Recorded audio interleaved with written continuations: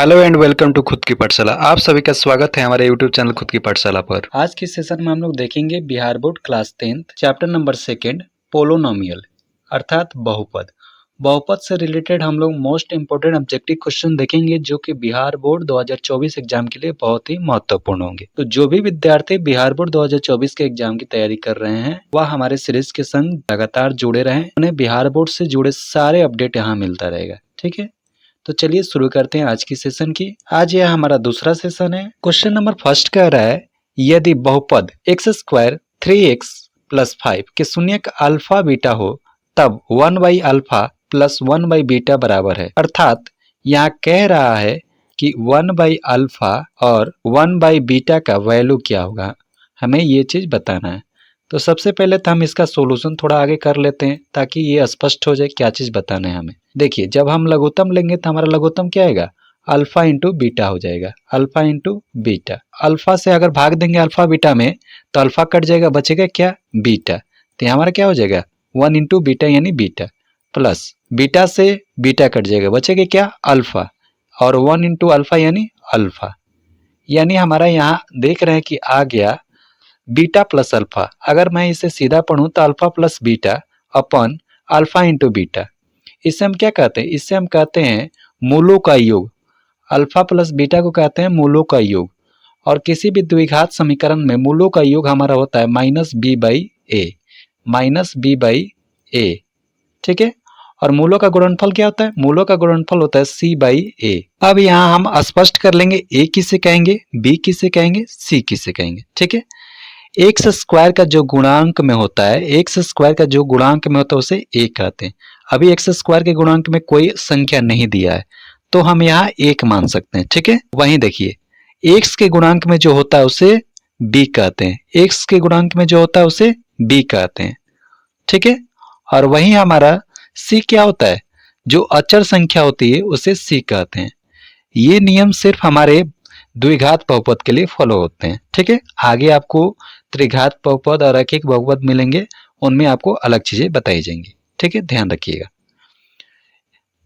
अब यहाँ आइए, ये कह रहा है alpha plus beta. Alpha plus beta बराबर क्या होता है, अल्फा प्लस बीटा बराबर होता है -b/a। b का वैल्यू क्या है 3, a का वैल्यू कुछ नहीं है तो 1, माइनस है माइनस लगा दिए। ठीक है, यहाँ माइनस था माइनस लगा दी, और बटा में क्या है 1। 1 का तो कोई मान्य नहीं होता तो 1 लिखने से हमें कोई फायदा भी नहीं है। ठीक है, यानी अल्फा प्लस बीटा का वैल्यू 3 आ गया। ठीक है, और उसके बाद कह रहा है alpha into beta. Alpha into beta बराबर क्या होता है c/a। अल्फा इंटू बीटा बराबर हमारा हो जाता है c/a। c का वैल्यू क्या है 5, a का वैल्यू 1, यानी हमारा 5 आया। c/a का वैल्यू 5 आया, यानी हम यहाँ वैल्यू जब रखेंगे तो अल्फा प्लस बीटा का वैल्यू आया था -3, और अल्फा इंटू बीटा का वैल्यू कितना आया था 5 आया था। यानी हमारा राइट आंसर क्या होगा -3/5, -3/5। Option number C, option number C. Next question, question number 2 कह रहा है एक घात वाला बहुपद कहलाता है। एक घात वाले बहुपद को हम कहते क्या है, तो एक घात वाले बहुपद को हम रैखिक बहुपद कहते हैं। एक घात वाले बहुपद को रैखिक बहुपद कहते हैं। इसका रूप क्या होता है, तो इसका रूप होता है ax plus b, ax plus b। इसका व्यापक रूप ax प्लस b होता है। ठीक है, नेक्स्ट क्वेश्चन, क्वेश्चन नंबर 3 है निम्नलिखित में कौन बहुपद नहीं है। हमें बताना है कि इसमें से कौन बहुपद नहीं है। ठीक है, तो देखिए बहुपद पहचानने का नियम क्या होता है। बहुपद पहचानने का हमारा नियम है कि जो हमारा x होगा वह रूट में नहीं होना चाहिए, x का पावर माइनस में नहीं होना चाहिए, x हमारा बट्टा में नहीं होना चाहिए। यानी सीधा सीधा बोले तो हमारा चर पद रूट में नहीं होना चाहिए, चर पद का पावर माइनस नहीं होना चाहिए, और हमारा चर पद बट्टा में नहीं होना चाहिए। ठीक है, अब आइए यहाँ देखते हैं। यहाँ देखिए आपका चर पद क्या है, बट्टा में है, ये ऑप्शन गलत हो गया। आगे आइए, यहाँ देखिए यहाँ पे चर पद आपका न रूट में है न बट्टा में, तो आपका right answer option number B ही होगा। आगे देखते हैं, यहाँ देखिए आपका चर पद क्या है, रूट में, तो ये भी आपका ऑप्शन गलत है। और यहाँ देखिए आपके चर पद का पावर क्या है, माइनस में है, तो ये भी आपका ऑप्शन गलत है। ठीक है, चर पद का पावर माइनस में, तो ये भी ऑप्शन आपका गलत है। आपका सही आंसर कौन सा हुआ, सही आंसर आपका ऑप्शन नंबर बी हो जाएगा, ऑप्शन नंबर बी। ठीक है, नेक्स्ट क्वेश्चन, क्वेश्चन नंबर 4 कह रहा है निम्नलिखित में कौन बहुपद नहीं है। फिर से हमें बताना है कि इनमें से कौन बहुपद नहीं है। तो बहुपद पहचानने का अभी हमने बताया कि आपका जो चर पद है वह रूट में नहीं होना चाहिए, उसका पावर निगेटिव नहीं होना चाहिए और वह बट्टा में नहीं होना चाहिए। यहाँ पे हम देख रहे हैं कि ना एक्स का पावर माइनस में है, ना एक्स रूट में है, ना बट्टा में, अर्थात ये बहुपद है। तो ये ऑप्शन हमारा क्या है, गलत है। बी नंबर ऑप्शन में देख रहे हैं कि हमारा चर पद जो है अर्थात एक्स का वैल्यू क्या है, रूट में है, तो ये हमारा क्या है, बहुपद नहीं है, तो ये हमारा सही आंसर हो जाएगा। लेकिन यहाँ नीचे भी देखिए, ये भी आपका बहुपद नहीं है क्योंकि एक्स क्या है, बट्टा में है। ठीक है, तो ये भी आपका बहुपद नहीं है। यहाँ पे आपके दो राइट आंसर है, बी और सी। ठीक है, ये आपका बहुपद है, तो हाँ ये आपका बहुपद है। आपको क्या बताना था, कौन इनमें से बहुपद नहीं है। तो बी और सी बहुपद नहीं है क्योंकि बी में आपका चर पद रूट में है और सी में चर पद आपका जो है बट्टा में है। ठीक है, नेक्स्ट क्वेश्चन, क्वेश्चन नंबर 5 है यदि द्विघात बहुपद क्यू एक्स बराबर x square minus x plus 4 के शून्यक अल्फा बीटा हो तो अल्फा प्लस बीटा का मान होगा। हमने अभी आपको बताया कि अल्फा प्लस बीटा का मान माइनस बी बाई ए, अर्थात मूलों का योग क्या होता है, माइनस बी बाई ए। ठीक है, बी क्या होगा, तो एक्स के गुणांक को बी कहेंगे। यहाँ पे एक्स का गुणांक क्या है, कुछ नहीं है तो एक है, एक है, तो माइनस तो हमारा पहले से था और यहाँ पे हम देख रहे हैं कि माइनस एक हमारा बी का गुणांक है, माइनस एक बी का गुणांक है। ठीक है, अपन में एक्स स्क्वायर का गुणांक लिखते हैं, तो एक्स स्क्वायर का भी गुणांक कुछ नहीं है तो एक है। ठीक है, अब यहाँ आइए, माइनस माइनस प्लस हो जाएगा और 1/1 का वैल्यू एक ही होता है, तो राइट आंसर क्या होगा, राइट आंसर हमारा ऑप्शन नंबर सी हो जाएगा, राइट आंसर हमारा ऑप्शन नंबर सी हो जाएगा। नेक्स्ट क्वेश्चन, क्वेश्चन नंबर 6 कह रहा है द्विघात बहुपद के शून्यकों की संख्या है। तो द्विघात बहुपद के शून्यकों की संख्या हमारी 2 होती है। देखिए, जितनी घात की बहुपद उतनी शून्यक, एक घात की बहुपद तो एक शून्यक, दो घात की बहुपद तो दो शून्यक, तीन घात की बहुपद तो तीन शून्यक। इस चीज को आप ध्यान रखिएगा। ठीक है, तो कह रहा है द्विघात बहुपद की शून्य कितना होगी, तो 2 होगी। ठीक है, नेक्स्ट क्वेश्चन नंबर 7 कह रहा है 6x square minus 7x minus 3 के शून्यक होंगे। हमें इसका शून्यक ज्ञात करना है, चलिए ज्ञात कर लेते हैं। लिखा है 6x स्क्वायर, ठीक है, माइनस 7x माइनस 3 बराबर हम 0 ले लेंगे। ठीक है, शून्यक ज्ञात करने के लिए इक्वल टू में हम 0 ले लेते हैं। ठीक है, हम इसका शून्यक गुणनखंड विधि से निकालने की कोशिश करेंगे। ठीक है, यहाँ देखिए, यहाँ क्या है, 6 है और यहाँ क्या है, 3 है। इनका इंटू कितना होता है, 6 इंटू 3 बराबर 18 होता है। तो हमें 7 को इस प्रकार से तोड़ना है कि गुणा करने पर 18 आ जाए और घटाने पर 7 आ जाए। घटाएंगे क्यों, क्योंकि यहाँ घटाव का चिन्ह है तो घटाएंगे। ठीक है, अगर यहाँ जोड़ का चिन्ह होता तो जोड़ते। ये तो हमारा 6x स्क्वायर का 6x स्क्वायर रहेगा ही रहेगा। अब आइए, माइनस से माइनस दे दिए, ये कह रहा है घटा के चाहिए हमें। अब 18 को हम तोड़ते हैं जिसमें घटा के 7 आ जाए, 9x माइनस 2x। यहाँ देखिए, 9x में से 2x घटा देंगे तो कितना प्राप्त होगा, 7x, और पहले से माइनस है इसलिए माइनस 7x यहाँ हो जाएगा। ठीक है, और 9 दूनी कितना होता है, 18 होता है, अर्थात गुणा करने के बाद हमें 18 प्राप्त हुआ और घटाने के बाद 7 प्राप्त हो गया। ठीक है, आगे चलिए, -3 है, -3 है, हमने किया क्या, केवल 7 को तोड़ा हुआ है और कुछ नहीं किए। ठीक है, इक्वल टू 0। आगे चलिए, आगे हमारा हो जाएगा 6x square minus 9x, minus से इंटू कर देंगे तो माइनस 9x और माइनस माइनस प्लस हो जाएगा तो प्लस 2x और माइनस में 3 बराबर क्या होगा, बराबर में हमारा 0 हो जाएगा। ठीक है, अब आइए हम कॉमन ले लेते हैं। 6 और 9 में कॉमन क्या हो सकता है, 6 और 9 में हमारा 3 कॉमन हो जाएगा। यहाँ भी एक से, यहाँ भी एक से, तो एक एक से यहाँ से कॉमन ले लेते हैं क्योंकि यहाँ पे अकेले एक एक से। ठीक है, अब आइए, यहाँ क्या बचा, 3x जब इसमें से कॉमन ले लिए तो यहाँ पे हमारा बच जाएगा 2x।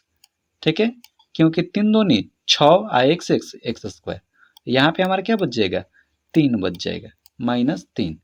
फिर यहाँ आइए, यहाँ पे हमें कुछ कॉमन नहीं मिला तो 1 मिल जाएगा, एक इसमें से कॉमन ले लेंगे तो ये हमारा हो जाएगा 2x और -3 बराबर क्या हो जाएगा, 0। अब यहाँ आइए, ये हमारा एक पद हो गया, एक पद यहाँ हो गया, इसमें एक चीज कॉमन है, कॉमन क्या है 2x माइनस 3, तो हम इसको कॉमन ले लेते हैं 2x माइनस 3 और इसे कोष्ट कर देंगे। ठीक है, तो बचा क्या, बचा हमारा 3x, यहाँ पे हमारा क्या बचा है 3x और यहाँ पे प्लस में 1। ठीक है, प्लस में 1 बराबर 0। अब यहाँ आ जाइए, यहाँ पे हम देख पा रहे हैं हमारा आया हुआ 2x minus 3 into 3x plus 1 बराबर 0। अब इसे हम अलग अलग करके लिखेंगे।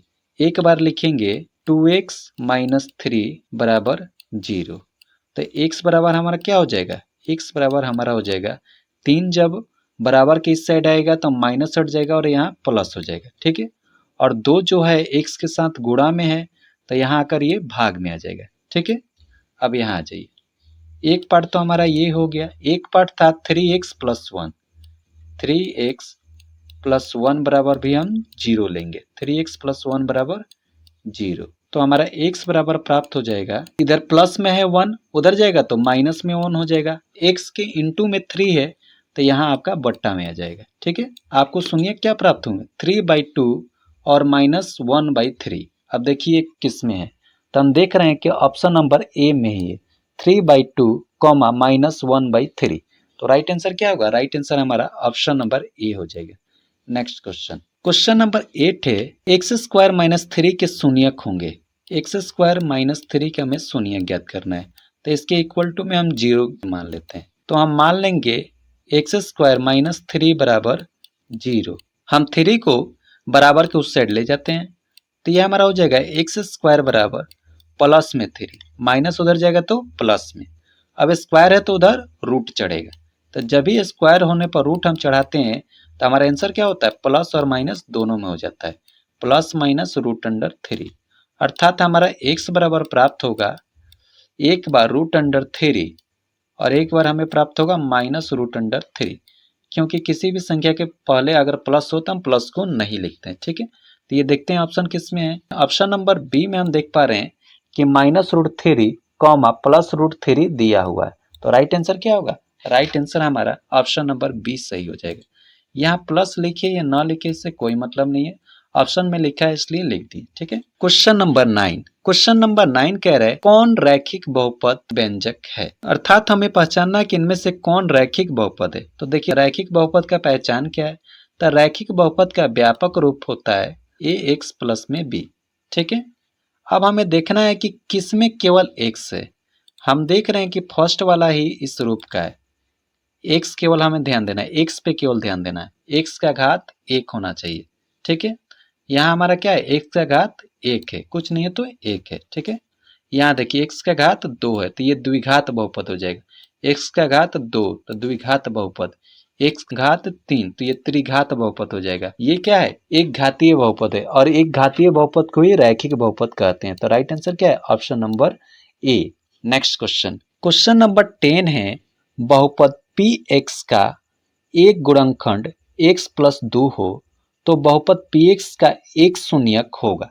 हमें बताना है कि बहुपद px का एक शून्यक क्या हो सकता है, तो बहुपद px का एक शून्यक ज्ञात करने के लिए यहाँ पे गुणनखंड दे रखा है, गुणनखंड क्या दे रखा है x प्लस 2, तो हमें शून्यक ज्ञात करने के लिए इसके इक्वल टू में क्या ले लेंगे 0, जब भी शून्यक निकालने को कहे तो हम इक्वल टू में 0 ले लेंगे।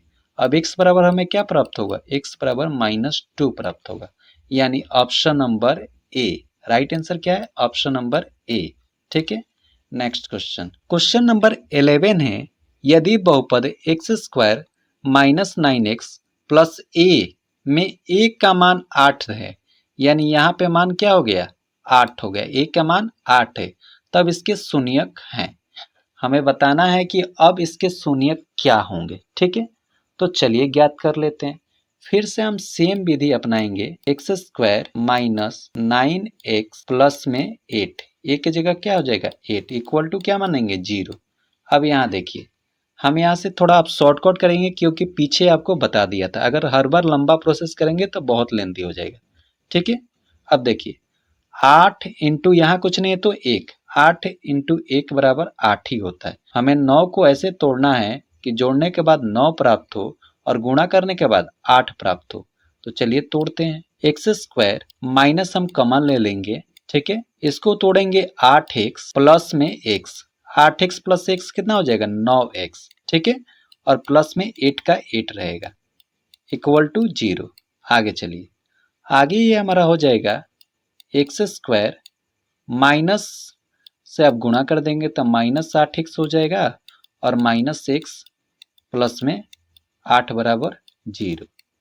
अब यहाँ आइए, कॉमन कुछ है, हाँ जी, यहाँ पे हमें x कॉमन मिल जाएगा तो ये हमारा हो जाएगा x, और 8x में से x कॉमन ले लिए तो ये हो जाएगा हमारा 8, ठीक है। यहाँ से हम कॉमन क्या लेंगे, माइनस 1 कॉमन ले लेंगे तो ये हमारा हो जाएगा x, और यहाँ माइनस कॉमन ले लिए तो प्लस में से प्लस में 2 माइनस होता है तो 1 माइनस बचा तो माइनस 8 बराबर 0, ठीक है। अब हम कॉमन ले लेंगे x माइनस 8 को, ठीक है, तो x माइनस 8, x माइनस 8 ये कॉमन हो गया तो बचा क्या, बचा हमारा x माइनस 1, ठीक है। अब यहाँ से हम डायरेक्ट शून्य निकालना शुरू करते हैं। यहाँ देखिए x माइनस 1 बराबर 8, तो हम एक बार लिखेंगे x माइनस 1 बराबर 0, ठीक है, दोनों को अलग अलग लिखेंगे, यानी x बराबर हमें कितना प्राप्त हुआ, एक बार हमें प्राप्त हुआ 8, फिर लिखेंगे x माइनस 1 बराबर 0, x माइनस 1 बराबर 0, तो फिर से हमें x बराबर कितना प्राप्त हो जाएगा, x बराबर अब हमें प्राप्त होगा 1, यानी हमें क्या वैल्यू प्राप्त हुआ 1 और 8, हम देखते हैं किस में है, तो ये हमारा ऑप्शन नंबर डी में है, 1 और 8 किस में है, ऑप्शन नंबर डी में, तो राइट आंसर क्या होगा, ऑप्शन नंबर डी।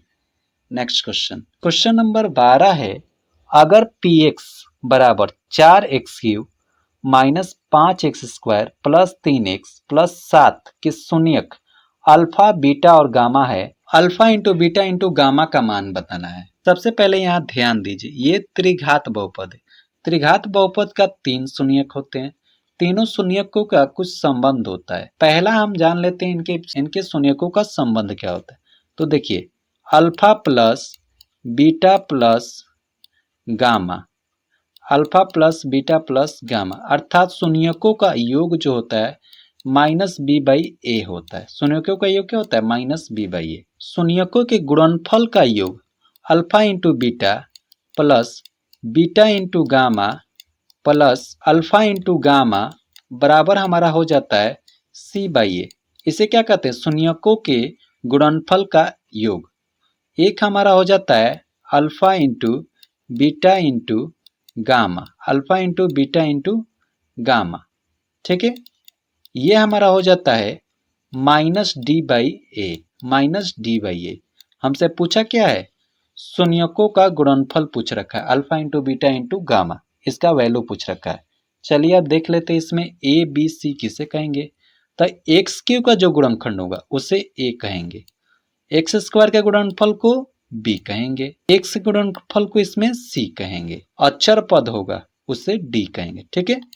अब आइए यहाँ समझिए, यहाँ कह रहा है माइनस डी बाई ए, तो चलिए वैल्यू रखते हैं, माइनस से माइनस लिख दिए, डी का वैल्यू क्या है 7 है तो 7 लिख दिए, ठीक है। ए का वैल्यू क्या दिया है, ए का वैल्यू यहाँ 4 दिया होगा तो 4 हो गया, तो राइट आंसर क्या होगा, राइट आंसर हमारा ऑप्शन नंबर ए हो जाएगा, राइट आंसर हमारा ऑप्शन नंबर ए हो जाएगा। नेक्स्ट क्वेश्चन 13 नंबर कह रहा है, यदि बहुपद px बराबर 4x³ minus 5x square plus 3x plus 7 के शून्यक अल्फा बीटा गामा हो तो alpha into beta plus beta into gamma plus alpha का मान होगा।